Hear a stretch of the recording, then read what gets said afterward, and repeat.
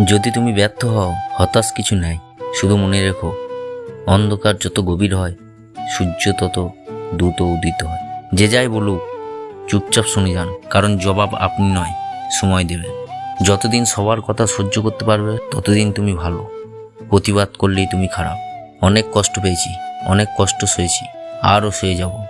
কষ্টের শক্তির কাছে আমার ধৈর্যকে হারতে দেব না। মানুষের জন্য ভালো চিন্তা করবেন, মানুষ আপনাকে নিয়ে সন্দিহান থাকবে, খারাপটা ভাববেন, ভয়ে আপনাকে সমীহ করে চলবে। এই হলো বর্তমান সমাজের অবস্থা।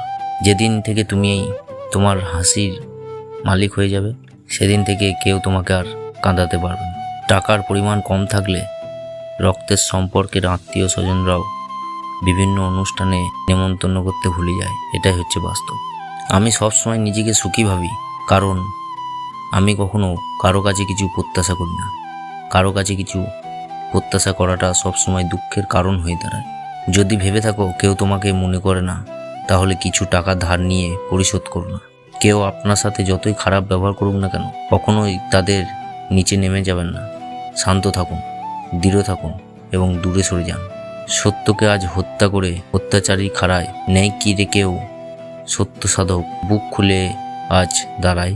পৃথিবীতে ভালোবাসার একটি উপায় আছে, সেটা হলো প্রতিদানের আশা না করে ভালোবেসে যাওয়া। অধিকাংশ মানুষ কল্পনায় সুন্দর, অথবা সুন্দর দূর থেকে, কাছে এলেই আকর্ষণ কমে যায়।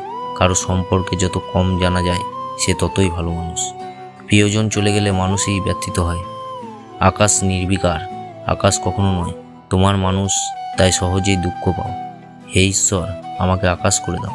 সত্যিকারের ভালোবাসাগুলো প্রায় ক্ষেত্রেই অপ্রকাশ্য থাকে। মানুষকে শুনিয়ে কিংবা দেখিয়ে প্রেম হয় না। যত গোপন প্রেম তত গভীর। অগভীর প্রেমগুলো সবার সামনে নির্দ্বিধায় ঘুরে বেড়ায়।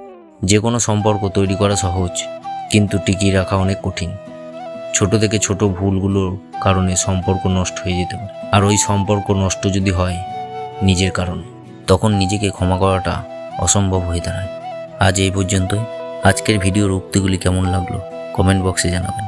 আর ভিডিওর উক্তিগুলি যদি ভালো লাগে তাহলে ভিডিওটিতে একটি লাইক, শেয়ার করবেন। আর এই ভিডিওটিতে যারা নতুন দেখছেন তারা চ্যানেলটিকে সাবস্ক্রাইব করে পাশে থাকবেন। ধন্যবাদ, সকলেই ভালো থাকবেন।